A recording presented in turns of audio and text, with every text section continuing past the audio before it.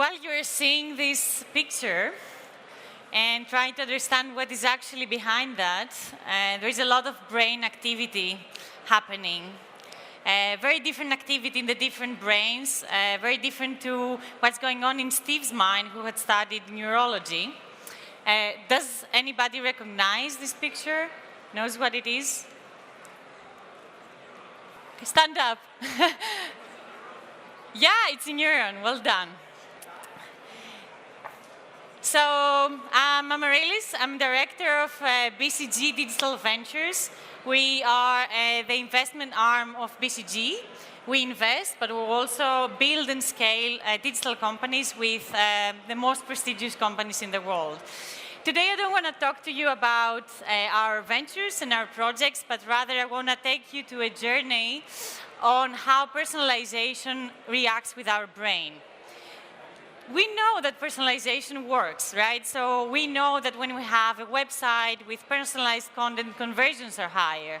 Or we know when we see an email that has our name on the subject line, we tend to open it more often. So we know that it works, but now neuroscience is proving us why. And I want to take you to that journey by explaining to you how our brain works, how the different parts of our brain interact, how our memories are being formed, but also share with you my vision for the future and how personalization is going to look like in 10 years from now. And to do that, I brought a friend. This is Ardi. Ardi is the first known human being that was walking on 2 feet on bipedal gait.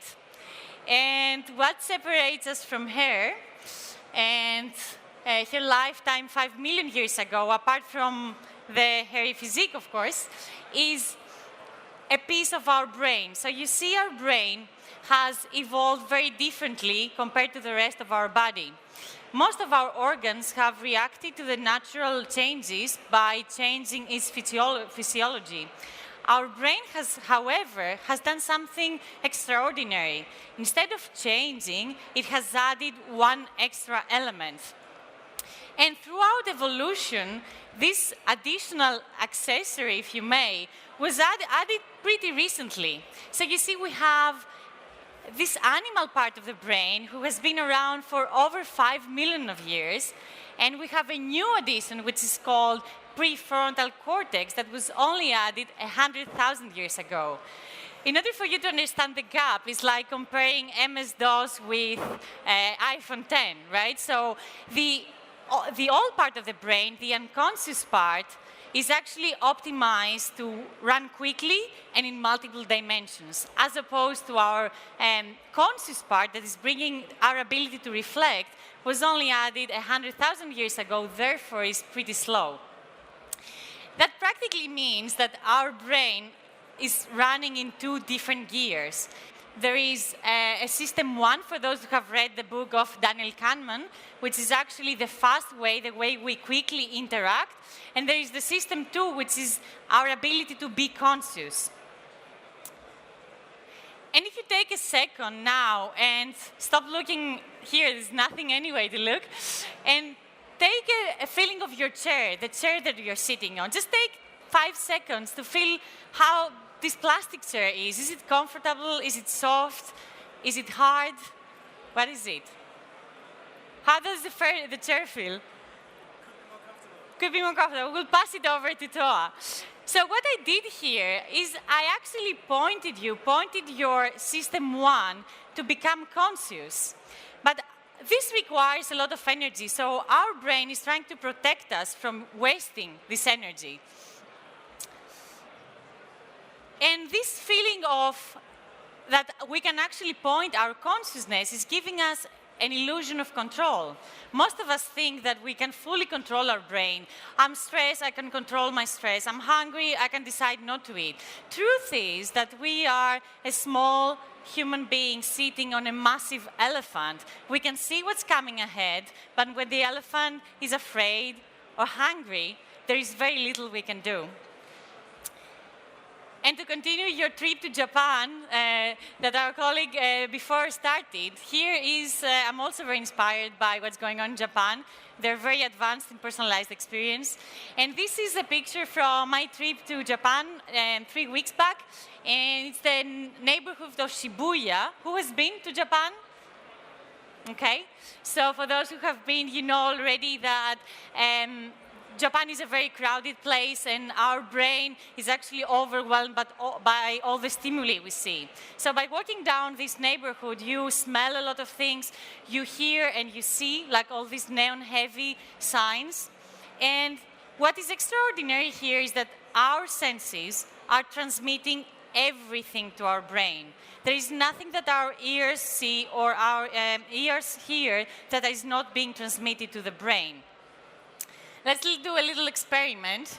Can anybody spot, who can spot a known brand, a known food brand from the picture? Burger King. Who else? McDonald's. So 95% of the people who have shown this picture had actually spotted Burger King and McDonald's. Why is this?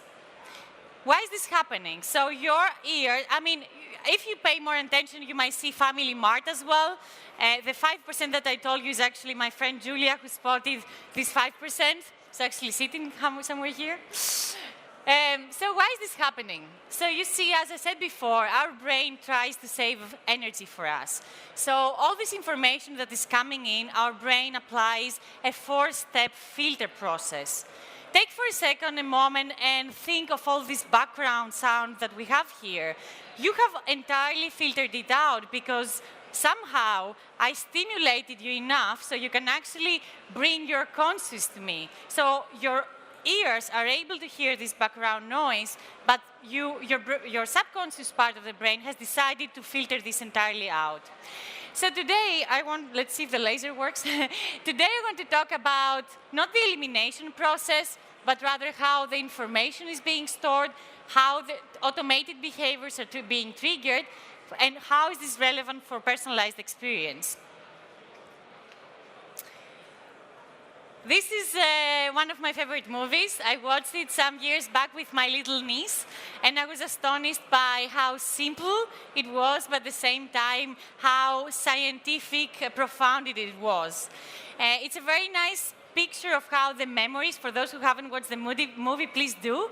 It's a very nice picture of how memories are being stored in our brain. Now, memories are not necessarily the memories that we can recall. Memories is everything, if we go back to the previous slide, everything that is actually happening on information storage. And what's fascinating about memories is they're not being stored in our brain like bytes, like our computer does, but rather in chunks that look very similar to a ball. That means that emotions, information, and all the facts around the specific memory are being stored all together. And as I said before, our subconscious is able to work in multiple dimensions. Therefore, there is an entire network on how these memories connect to each other. Actually, this is a synapses, to be exact, and this is how a memory is actually being stored. This is how it looks like. So we talked about how our brain works, like how the conscious and the subconscious works and how memories are being formed, but how does this anything to do with personalization? So personalization is allowing two things. One, it tricks the filtering system of our brain, so it makes it easier for us to receive information, and secondly, it creates deeper experiences. What I would like to talk to you about is how purchase, how consumption is being driven with regards to our brain. And for that, I brought another friend. He's actually my husband. This is Alex, and that's his Instagram account. You can actually check that what I'm writing here is true. He has declared himself as a Nutella addict, hopefully living in Berlin. And 3 weeks ago, It was a weekend, and it was 8 o'clock in the morning. So I had recently, I was recently out of bed, and my husband was already at the door with a big smile on his face. That was pretty weird because we tend to have breakfast together in the weekend. So I'm like, where are you going? He's like, yeah, I'll be right back. So indeed, he came back. 10 minutes later, he was back. And he had entirely ignored our grocery list, and he had bought a jar of Nutella. Yay! So what actually fascinated me by this is not the fact that he brought home Nutella, because I know he's a Nutella addict, but I was pretty intrigued by the fact that he was smiling before even the Nutella was in his hands. So what was going on there? So there is a molecule in our brain called dopamine that you might have heard. It's actually a very known chemical, which is acting as a neurotransmitter. So a neurotransmitter means it's passing information by using our nervous system as the highway. It's very similar to how the hormones work in the blood. So this dopamine is transmitting to our brain. It's training our brain to seek for reward. But what is even more interesting is that that happens even before the reward is achieved. So my husband, even by thinking the idea of eating Nutella, there was already dopamine released in his brain. And the dopamine is key for all purchases that our potential customers are doing. So connecting that to the memory, so my husband had actually low sugar in his blood. So his brain triggered a previous memory that he had created by Nutella to actually fulfill his need to get sugar. What happens with dopamine is even more exciting. So we are genetically prepared to look for happiness and reward, but not necessarily being happy. So if you ever felt that way, there's nothing wrong with you. It's like we're genetically programmed that way. And the other piece that you need to know is that dopamine is highly addictive, which means the more dopamine we release in our brain, the more we're going to seek for.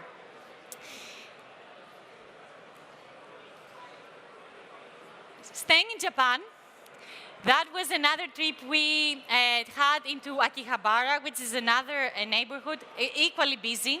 And this is the Sega Center. So I'm not into gaming at all. But I went there because I was told this is the most advanced virtual reality equipment you can ever find in the world. So I couldn't resist. So I dragged my husband, we went there. And I asked how I can actually play the VR game, and they said, yeah, you have to sign all these papers that you don't have panic attacks and like some other scary stuff. Anyway, I signed all of it because I was very motivated to get some dopamine in my brain. And I'm like, what's the game about? And they're like, zombie. Like, zombie. I have zero experience with zombie, and believe me, I don't enjoy killing anybody. So anyway, we went into the VR game. It's called Zero Latency because it's so real. When you take off the headset, you can't believe you were actually, you are back to the real world. So what virtual reality does, in a way, it combines two things. Strong memory creation by increasing of our emotions, but secondly, it creates dopamine generation. So therefore why the gaming is so addictive. Now, I've walked you through on how memories are being created, how we're seeking for reward, how our conscious and unconscious mind works. I would like to share with you some of the trends that I see for the future of personalized marketing. Wearables. So this is actually an actual picture from the US. There is a study that says that by 2030, we're going to have at least 8 wearables.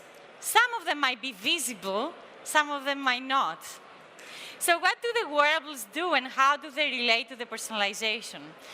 We are reaching a phase where personalization is not about sampling anymore. It's not about creating audiences or target groups or personas. We're talking about one-to-one personalization. And these wearables are acting as the medium to get access to this data. in a way, the wearables are going to be responsible for offering us the experiences, but at the same time transferring back the information so the experiences can be adjusted real time. That's pretty big. The second piece is virtual reality is the new content.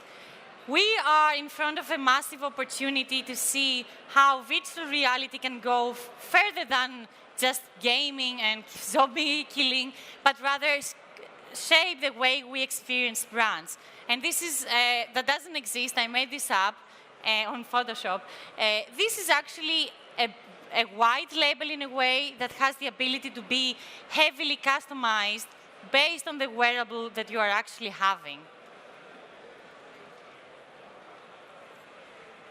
Has anybody read Homo Deus as a book? Wow, 5%, 2%.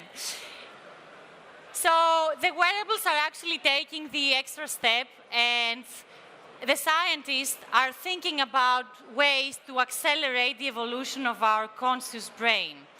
In the science fiction book of Homo Deus, the author is describing ways that the brain can be downloaded and uploaded again, which of course has multiple implications, not only in personalized marketing, but think about that we can even become immortal. And if that sounds far, I can tell you it's not that far. So Elon Musk, the founder of Tesla, has also founded, a little bit more silently, a company called Neuralink. And this company is creating, as we speak, a chip that's going to be embedded in our brain in order to give us solutions to mental problems. From medical treatment to more advanced usage of these chips, we're not really far. And hopefully by now I've scared you a little bit, because we are indeed in a crossroad of a huge opportunity and also a lot of ethical framework that needs to be built. Unfortunately or fortunately, as with every other innovation, the ethical piece is coming as we go. So I don't have specific answers to give on the ethical piece. I just want to raise the question and hopefully to empower you enough so you can make the right decisions for the future. Thank you.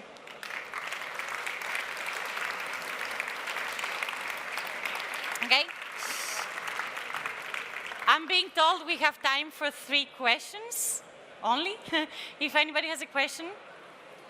Yes? So you just told us now Elon Musk is trying to implant a chip in our brains, but in neurology, what's the difference of implanting a chip in your brain or showing you an image and that gives you feelings and sensations? That's about the same thing, right? The brain will perceive both as the same way. Not exactly. So yes, in a way, I see where you're heading, but by implanting a chip in your brain, you give your brain additional artificial intelligence. So our ability, for instance, to hold memories is quite limited, right? So we cannot create infinite amount of synapses. So yeah, I mean, you can always use external like intelligence, but the chip is actually embedding that piece to your brain directly. Anyone else? Yeah. Please say your name as well. Hi, Max. Yeah, hi, Max. I'm no expert on this. Just one question. Is it really only dopamine, or is it a bit more complex than that? There you are. So Max was asking whether it's only dopamine or other chemicals. The answer is yes. It's way more complex. And depending on the activity we're seeking, and I'll touch the juicy topic of sex. So when we're getting satisfaction out of sex, it's not only dopamine, it's serotonin and oxytocin as well. So every time there is a unique mix of neurotransmitters that is being released. Dopamine is the one that is being responsible for our training of seeking reward. So, but it's, as you said, the mix is much more complex. Please say your name. Hi, I'm Navia. I guess I just have a question about the virtual reality piece that you mentioned. I guess I'm a bit skeptical about how important it really will be. I mean, VR technology has been around for a really long time now, and people are using it a little bit more now. But I guess, yeah, I'm just like, what type of timeline do you think you're talking about when you say VR is going to be an essential part of personalization? Yeah. So I would say there's a lot of advancement already, but as we say, go to market, I would say the next decade will be the critical one. And hopefully by then we will have created also the necessary ethical framework so for these solutions to be marketed properly. And at least from our side at BCG DV, we definitely look into that piece as well. It's not only the opportunity, but also use it for the good reasons. But I would say, I would give it a decade. Yes?